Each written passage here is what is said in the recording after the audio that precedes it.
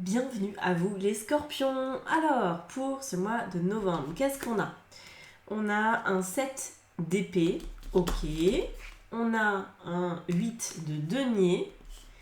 Et enfin, un 5 d'épée. Bon, alors, un tout petit peu épineux tout de même du fait de ces épées.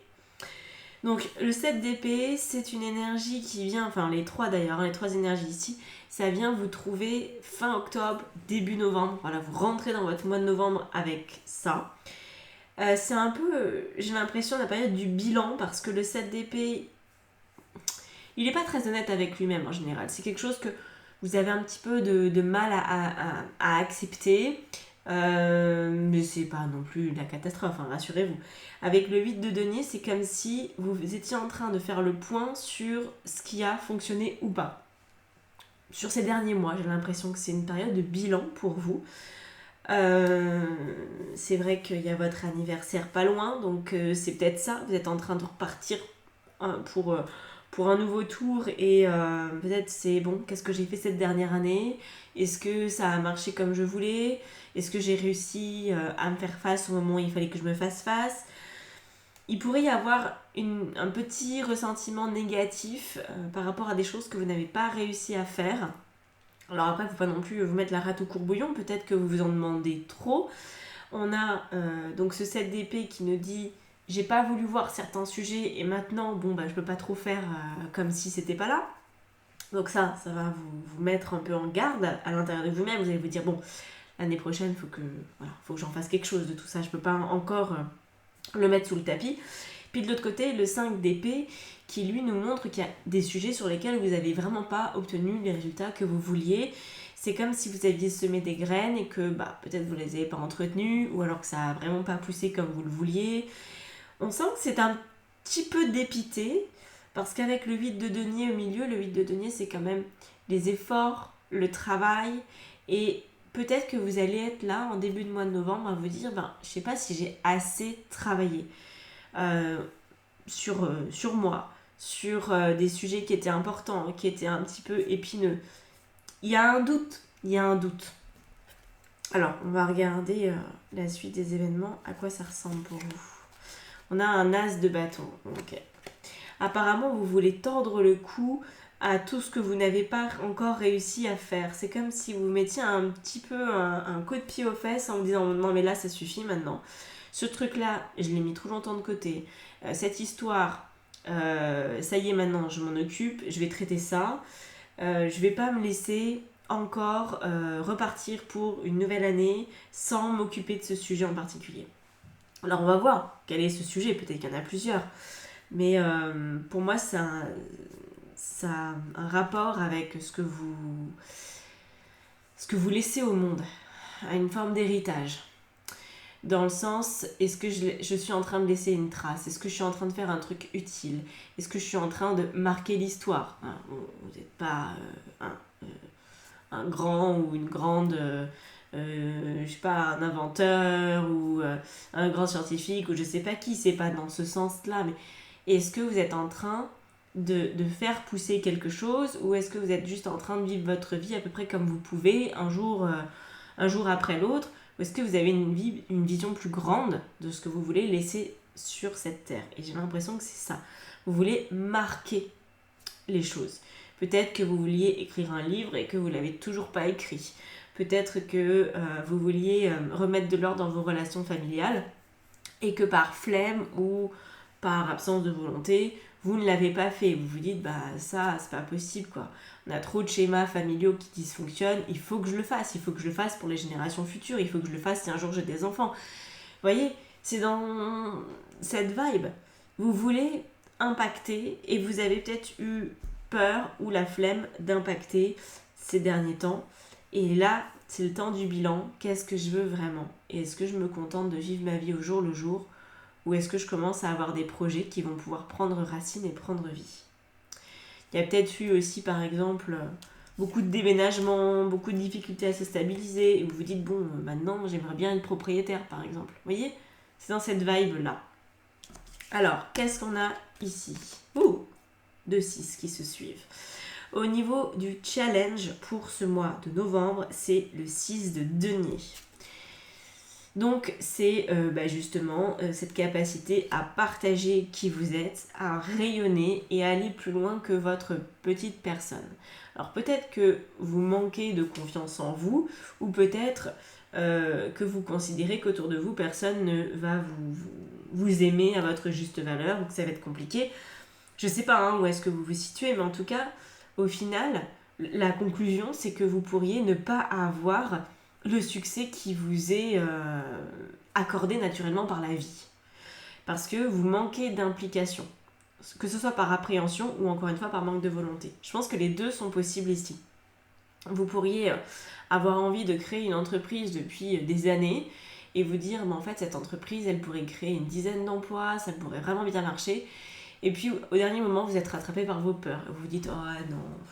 Et là, en début de mois de novembre, vous allez vous dire, bon, ça fait des années que j'y pense. Je vais pas repasser encore une année sans m'attaquer à ce sujet-là. Ça y est, c'est bon, j'ai compris. De toute façon, ça me lâchera pas cette idée. Il faut que je la mette en place maintenant. Vous voyez ? Donc ça, c'est vraiment le truc le plus important. C'est le challenge à relever. C'est de partager qui vous êtes avec les autres pour que vous puissiez prendre racine et vous déployer. Et sortir d'une forme de superficialité peut-être que vous montrez aux autres. C'est comme si votre image n'était pas... C'est vraiment qu'une image, quoi. C'est pas qui vous êtes. On a quoi ? Le valet de bâton. Okay. Pour vous, c'est nouveau. Alors peut-être que effectivement, vous pouvez manquer de confiance dans ce processus et vous dire, bon, je sais pas trop faire. Je sais pas trop par quoi commencer pour mettre en place ce projet, mais commencez et vous saurez. C'est de manière progressive, Rome s'est pas faite en un jour.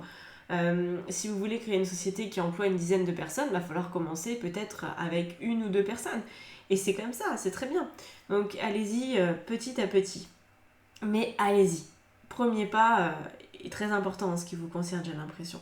Et ce qui va vous aider du coup, c'est le 6 d'épée. Donc c'est de bien réfléchir à votre auto-sabotage. Waouh, ok, c'est ça qui vient. Le 6 d'épée, c'est... Ici, c'est vraiment la carte de la fuite. Elle est sortie tout à l'heure pour les balances et elle ne voulait pas du tout dire ça. Elle n'était pas interprétable de la même manière. Et vous, c'est vraiment un besoin de comprendre vos mécanismes de fuite. Pourquoi vous vous barrez ? Pourquoi vous évitez certaines confrontations ? Pourquoi vous évitez certains sujets ? Pourquoi ? Parce que c'est là-dedans que vous allez découvrir votre forme d'auto-sabotage et que vous allez comprendre peut-être pourquoi vous n'avez pas ce que vous voulez. Si par exemple, vous rêvez d'avoir votre propre maison, ou d'être en couple, ou d'avoir tel ou tel métier, mais que à chaque fois que ce genre d'opportunité arrive, ça vous effraie, ou vous faites en sorte d'être désagréable, plus ou moins consciemment, pour pas que ça se fasse, ou alors vous l'autorisez tout simplement pas, ou alors vous ne le cherchez tout simplement pas, vous avez cette idée en tête mais vous faites rien, vous voyez, c'est juste dans votre tête, mais quand on vous voit agir, on se dit cette personne, elle veut pas ce qu'elle dit qu'elle veut, parce qu'elle fait tout autrement. Donc là, il y a de l'auto-sabotage là-dedans. Et c'est ça qu'il faut isoler, le mécanisme, il faut bien l'isoler pour bien comprendre dans ses rouages comment ça s'installe, comment ça se traduit, quelles interactions ça génère avec l'autre, quel est le type de communication de cet auto-sabotage et peut-être aussi d'où ça vient. Donc peut-être de travailler sur des mémoires, sur du transgénérationnel si jamais ça touche à du transgénérationnel, c'est possible. Et puis de travailler surtout sur la notion de réussite, d'autosatisfaction et d'ancrage. Parce que là, avec le 8 de denier, c'est quand même le but. Je pense que c'est le but.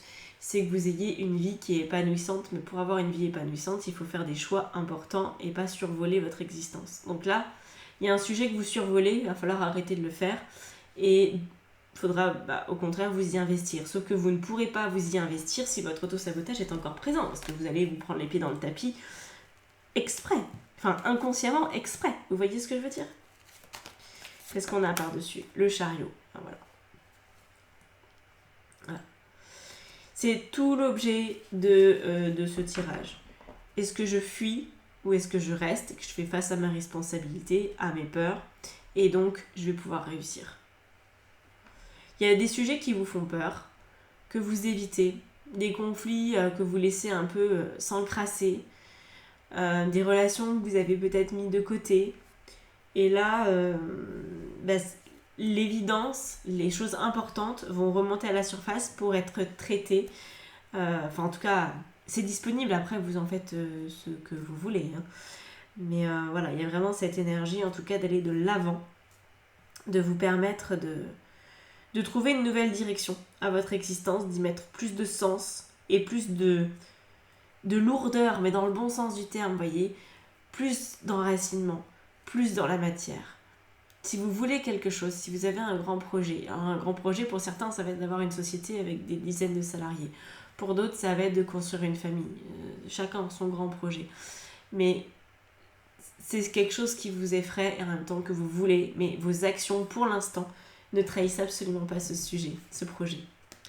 Alors, au niveau de votre vie personnelle, donc familiale, sentimentale, amicale, on a le mage. Donc, c'est le battleur en fait. Hein. Le battleur, c'est le premier arcane du tarot. Je vais y arriver. Et le but ici, ça veut dire qu'au niveau de vos relations perso, vous allez devoir recommencer quelque chose. Alors, c'est pas recommencer forcément avec tout le monde, mais en tout cas, ça peut être soit d'initier une nouvelle relation, ou des nouvelles relations, ou plus simplement, ça peut paraître plus simple, mais c'est le plus compliqué, vous montrer autrement aux personnes qui vous connaissent déjà. Si par exemple vous étiez du genre à bouder ou à être susceptible, admettons, quand on vous parlait de ce sujet-là, hein, que vous n'avez pas mis en place, mais peut-être vous en avez parlé à des personnes de votre entourage. Vous leur avez dit « Ah bah je veux écrire un livre ». Et là vous avez quelqu'un de votre entourage qui vous dit « Bah alors, ce livre, il en est où ?» Et là vous boudez parce que vous n'êtes pas content de vous-même et vous ne voulez pas en parler. Bah au lieu de faire ça, la prochaine fois, assumez. Dites « Ouais, mais je veux y arriver, c'est toujours d'actualité, il faut juste que j'arrive à identifier pourquoi je suis bloquée, pourquoi j'y arrive pas, parce que c'est un projet qui me tient très à cœur. Vous voyez, ne refusez pas la communication en fait. Allez-y avec plus de bonne humeur. Il y a de la bonne humeur qui va être, je pense, nécessaire au niveau de vos relations perso. Avec l'ermite. Bonne humeur et introspection. Acceptez de vous voir tel que les autres vous voient. Je dis pas que les autres ont raison.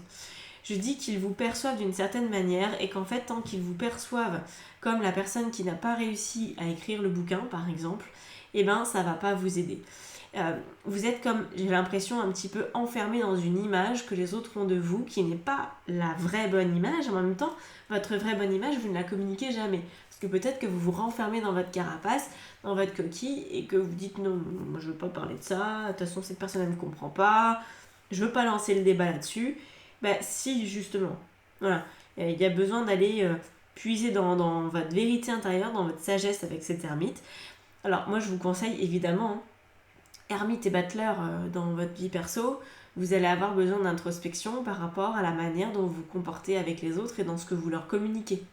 Donc peut-être avant de répondre du tac au tac, avant d'être peut-être un petit peu trop cash à certains moments, tournez cette fois votre langue dans la bouche, ça fera peut-être du bien. Vous voyez ? Vous pourrez peut-être vous rendre compte que ce que vous vous apprêtez à dire, c'est justement votre forme d'auto-sabotage qui cherche à prendre les rênes. Et là, c'est plus ce qu'on veut. Hein. Les rênes, c'est le chariot qui les a, c'est pas votre auto-saboteur. Voilà. Bon. On verra comment ça évolue tout ça. On a quoi là ? Ouf. Ils sont pas faciles vos cartes quand même. Hein. On a un 10 d'épée au niveau pro et matériel. Bon. Le 10 d'épée, c'est une carte qui est très complexe, on va pas se mentir là-dessus. Évidemment, on a un peu trop d'épée aussi, je vous l'ai dit. Le 7, le 5 déjà en début, le 6 maintenant, le 10. Vous n'êtes pas du tout satisfait, je pense, de ce que vous avez au niveau pro ou matériel ou financier. Vous êtes peut-être pas dans le lieu de vie que vous aimeriez avoir. Vous faites peut-être des activités qui ne vous plaisent pas. Vous avez un métier qu'il faut faire, alors vous le faites, mais... Il y a une forme de lassitude qui est de plus en plus forte avec l'idée que à quoi bon tout ça ? Franchement, à quoi bon ? Ça m'emmène nulle part. Et Alistair, il a nommé cette carte la ruine. Et là, on a la futilité, là, on a la défaite. Et là, bon, non, c'est la science, là c'est plus lié à la réflexion celui-là. Mais on a vraiment cette idée en fait avec toutes ces épées que vous êtes déçu de vous. Que vous n'obtenez pas les résultats matériels que vous voudriez avoir.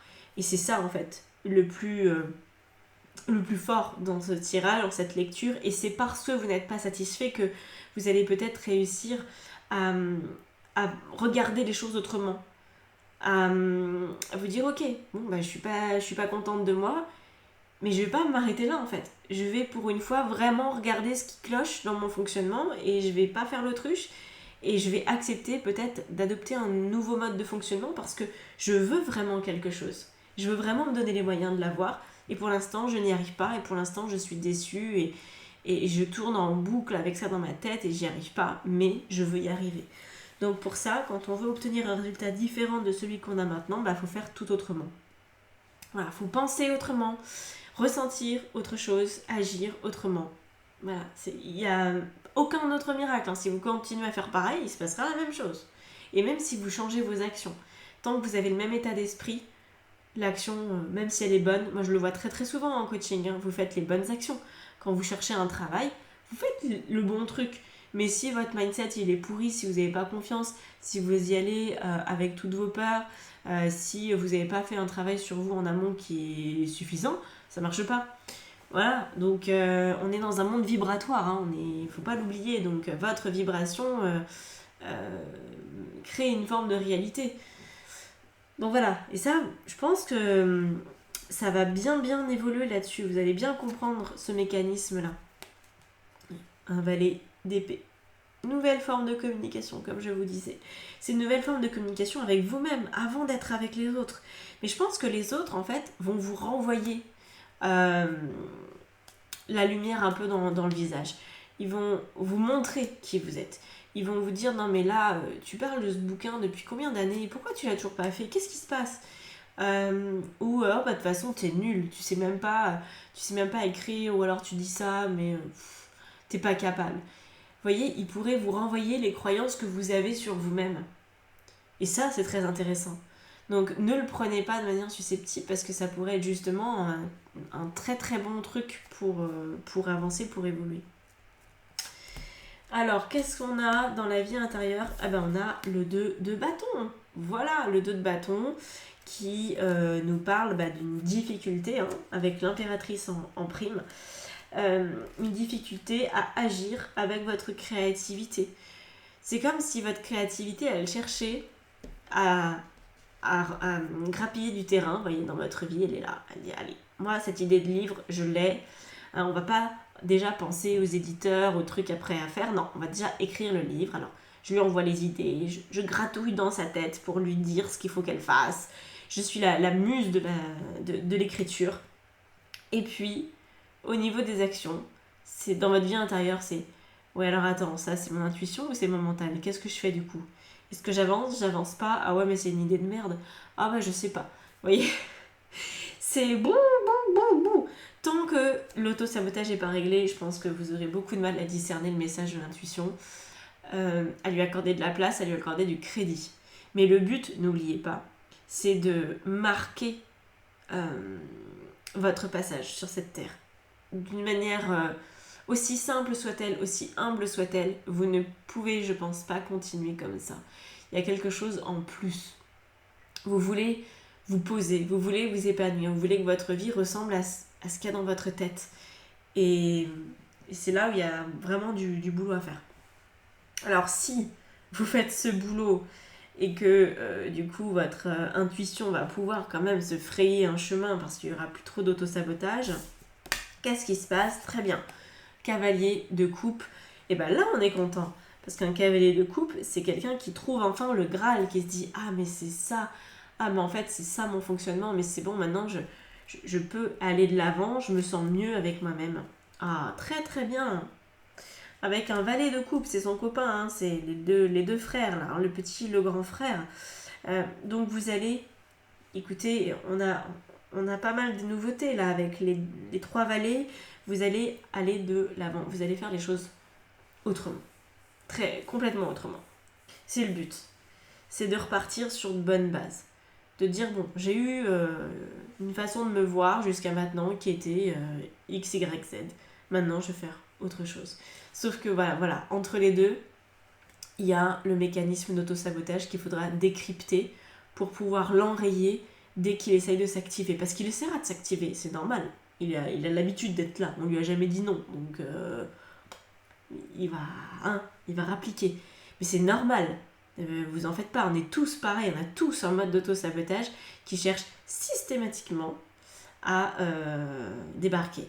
Sauf que quand on le comprend, en fait, ce qu'il faut aussi comprendre, c'est qu'on a toujours le même mécanisme de sabotage, quel que soit le sujet dans notre vie. Ça change pas. C'est vraiment basé sur une blessure très primitive, qu'on a tous de manière différente.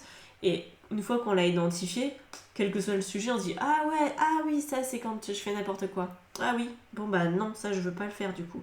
Et quand on a conscience de ça, allez, tu dégages. Je sais que je dois faire autrement. Et après, ça passe tout seul. Mais moi, vous voyez, même après des années, j'ai quand même un mécanisme d'auto-sabotage qui est toujours là. Hein. Sauf que je l'identifie très très vite en une fraction de seconde. Non, c'est bon mon coco, je te connais, mais non, c'est fini. Et donc ça va très vite. Il n'y a pas de temps où ça s'accroche, il n'y a pas de temps où ça commence à devenir n'importe quoi. Et vous, c'est ce qui a besoin d'exister. Ok ? Prenez soin de vous. Donnez-vous l'autorisation de réussir ce que vous voulez entreprendre. Que les graines deviennent des fruits. Voilà. Bon, c'est tout les scorpions, mais c'est déjà pas mal. Si ça vous a parlé, n'hésitez pas à commenter, liker, partager, vous abonner aussi. Et puis pour poursuivre en guidance personnalisée, en coaching, en formation tarot ou en atelier, tout est dans la barre d'informations sous la vidéo. Voilà, je vous dis à bientôt. Ciao, ciao.